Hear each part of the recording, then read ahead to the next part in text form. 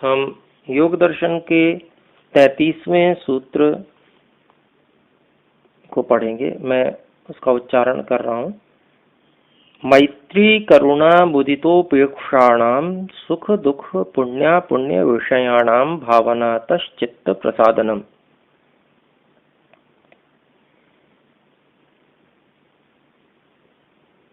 तो इसको थोड़ा अलग अलग कर लेते हैं। मैत्री करुणा मुदितोपेक्षाणाम षष्ठी विभक्ति बहुत वचन है, और सुख दुख पुण्य पुण्य विषयाणाम ये भी षष्ठी विभक्ति बहुवचन है। भावना तह चित्त प्रसादनम, तहसील प्रत्यय होता है पंचमी के अर्थ में, तो भावना तह यहाँ पर तस आया है तहसील का, अर्थात भावना से। चित्त प्रसादनम ये प्रथमा विभक्ति का रूप है। तो अभिप्राय क्या हुआ?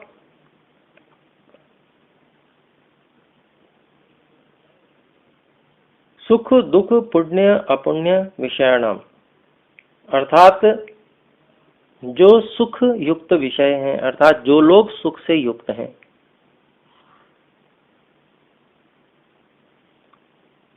उनके प्रति मैत्री। फिर दूसरी बात कही दुख, अर्थात दुख विषय, अर्थात जो लोग दुख से युक्त हैं उनके प्रति करुणा। फिर जो लोग पुण्य से युक्त हैं, पुण्य विषय वाले हैं, पुण्य कर्म करने वाले हैं, पुण्यात्मा हैं, उनके प्रति मुदिता अर्थात प्रसन्नता का।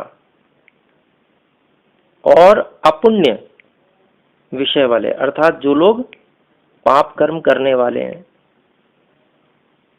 पापी लोग हैं, उनके प्रति उपेक्षा का व्यवहार और उसकी भावना करने से। अर्थात कैसी कैसी भावना करनी है? सुखी जो लोग हैं संसार में उनके प्रति मैत्री की भावना रखनी है मन में। दुखी लोग हैं जो, उनके प्रति करुणा की भावना रखनी है।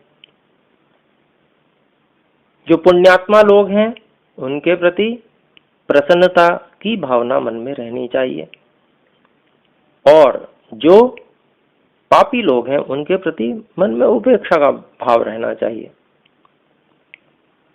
तो ऐसी भावना करने से, इस प्रकार के भाव रखने से चित्त में प्रसन्नता होती है। और चित्त में प्रसन्नता का भाव अभिप्राय वही है कि विघ्नों का नाश हो गया। विघ्न रहेंगे प्रसन्नता नहीं हो सकती, विघ्नों का नाश हो गया चित्त में प्रसन्नता होगी। तो ऋषि जो हैं वो सामाजिक व्यवहार का भी उपाय बता रहे हैं।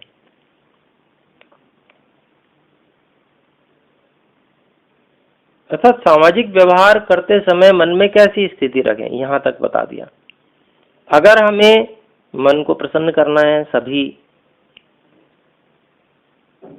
जो विक्षेप हैं उनसे दूर हटना है, उनको दूर करना है, विघ्नों से हटकर चलना है, मन को प्रसन्न रखना है, तो फिर हमें ये व्यवहार ऐसी भावना रखते हुए करने होंगे। तो आइए व्यास भाष्य में क्या कहते हैं। वो महर्षि व्यास जी इस सूत्र की अवतरणिका में कहते हैं,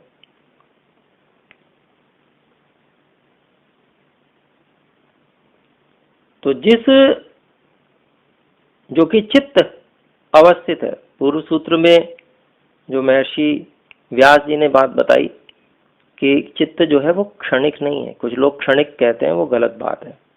वो पूरी की पूरी सृष्टि से प्रलय तक के लिए नियत है, हर जीवात्मा के लिए नियत चित्त है, अवस्थित है, हमेशा से रहने वाला, ऐसा जो नित्य,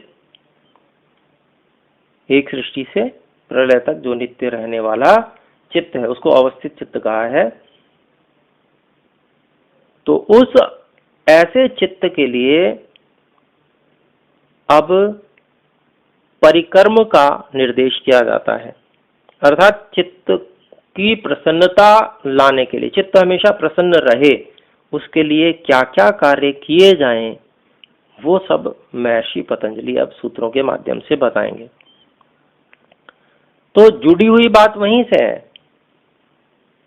कि जो व्याधि आदि हैं, जो विघ्न हैं, विक्षेप हैं, वो न हों, वो नहीं होंगे तभी चित्त प्रसन्न रहेगा। तो उसके लिए मन को कैसे भावों में हम रखें, कैसे अभ्यास करें, क्योंकि देखें तो व्यवहार काल में भी हमें उतरना ही है। ऐसा तो हो नहीं सकता कि हम हर समय साधना में लगे रहें, संभव ही नहीं है। कुछ व्यवहार हमें करने ही होंगे। तो जो व्यवहार जब करते हैं तो किस प्रकार से हम व्यवहार करें, उसका निर्देश है, जिससे कि चित्त प्रसन्न रहे। तो महर्षि व्यास जी इसके भाष्य में जो बता रहे हैं उसको इन्होंने अलग अलग करके बताया कि जो सुख, जो भोग से युक्त हैं, सुख आदि जो इनके पास सब साधन हैं और सुख भोग जिन जो कर रहे हैं ऐसे लोग, ऐसे सभी प्राणियों के प्रति मैत्री का भाव रखें, मैत्री भावना का भाव करें। फिर कहते हैं जो दुखी प्राणी हैं उनके प्रति करुणा का भाव रखें, और जो पुण्य करने वाले लोग, पुण्यात्मा लोग हैं, उनमें प्रसन्नता का भाव रखें, और जो पापशील लोग हैं उनमें उपेक्षा का भाव रखें।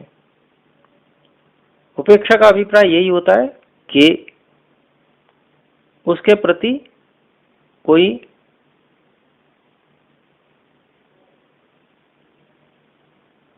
प्रतिक्रिया न करना, उसके प्रति किंचित मात्र भी आकर्षित भी नहीं होना। ऐसा व्यवहार कि उस व्यक्ति को ये लगे कि इसने हमें देखा ही तक नहीं है। जैसे अभिप्राय ये हुआ कि जैसे उसके प्रति ऐसी उपेक्षा के बिल्कुल हमने कोई ध्यान ही नहीं दिया उसके ऊपर, वो क्या कर रहा है। क्योंकि अनेक बार लोग जो हैं वो सब लोगों का ध्यान आकर्षित अपनी ओर करने के लिए भी ऐसा गलत कार्य भी करते हैं। क्योंकि कहते हैं ना कि बदनाम होंगे तो क्या नाम ना होगा। अनेक लोग ऐसी कहावत बोलते हैं। तो इस प्रकार से भी वो लोग प्रयास करते हैं लोग। तो ऐसे लोगों को कोई भाव नहीं देना, उनके प्रति उपेक्षा भाव रखना। उपेक्षा भाव का अभिप्राय कई लोग ऐसा समझ लेते हैं कि उनको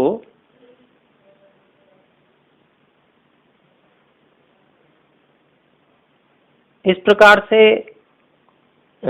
अभिप्राय हुआ कि जैसे उनको ये महसूस कराना कि हम तुम्हारी उपेक्षा कर रहे हैं। तो ये उचित नहीं है। दूसरे व्यक्ति को ये अनुभव भी नहीं होना चाहिए कि उसकी उपेक्षा की जा रही है। क्योंकि अगर दूसरे व्यक्ति को ये अनुभव होता है कि मेरी उपेक्षा की जा रही है तो फिर वो शत्रुता मानता है। तो उपेक्षा इस प्रकार की होनी चाहिए कि किसी को अनुभव न हो पाए कि उपेक्षा की जा रही है उसकी। उपेक्षा इसी तरह से की जानी चाहिए। तो थोड़ा सा ये विषय ऐसा था कि प्रायः इसमें त्रुटि होती है। मैत्री का भाव रखने में त्रुटि नहीं करता है व्यक्ति, करुणा का भाव रखने में भी त्रुटि नहीं करता है, प्रसन्नता के भाव में भी कोई त्रुटि प्रायः नहीं होती, लेकिन उपेक्षा में त्रुटि होती है अधिकांश। उपेक्षा इस प्रकार से हो जाती है कि जिससे कि फिर शत्रुता बन जाए वो। तो शत्रुता न बने इस प्रकार का भाव रहना चाहिए।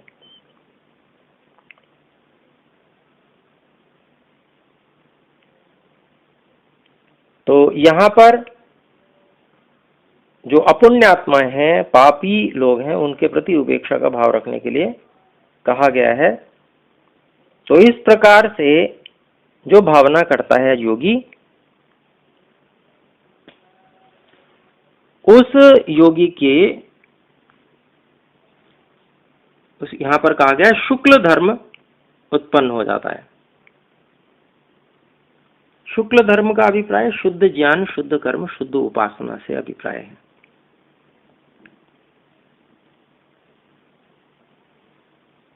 तो उत्तम भावना रखेगा तो फिर मन के अनेक विकारों से बच जाएगा, और इस प्रकार से शुद्ध भावना नहीं रखेगा तो अनेक प्रकार के विकारों से ग्रसित होगा। और जब विकार रहेंगे मन में तो फिर उसका प्रसन्न होना, मन का प्रसन्न स्थिति में रहना और उसका एकाग्र होना संभव नहीं है। जबकि इन भावनाओं को करने से इसका शुक्ल धर्म अर्थात शुद्ध ज्ञान, शुद्ध कर्म, शुद्ध उपासना उत्पन्न होती है, उस ओर बढ़ जाता है व्यक्ति।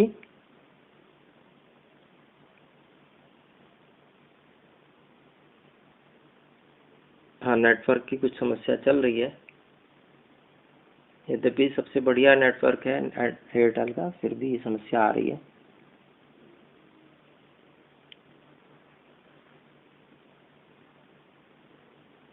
तो इससे, ऐसी भावना करने से चित्त प्रसन्न हो जाता है, हमेशा प्रसन्न रहता है। और जब प्रसन्न रहता है चित्त तो महर्षि व्यास जी कहते हैं कि प्रसन्न चित्त ही एकाग्र स्थिति को प्राप्त हो जाता है। प्रसन्नता नहीं है चित्त में तो फिर एकाग्र स्थिति नहीं मिल सकती, स्पष्ट रूप से यहाँ पर बताया गया।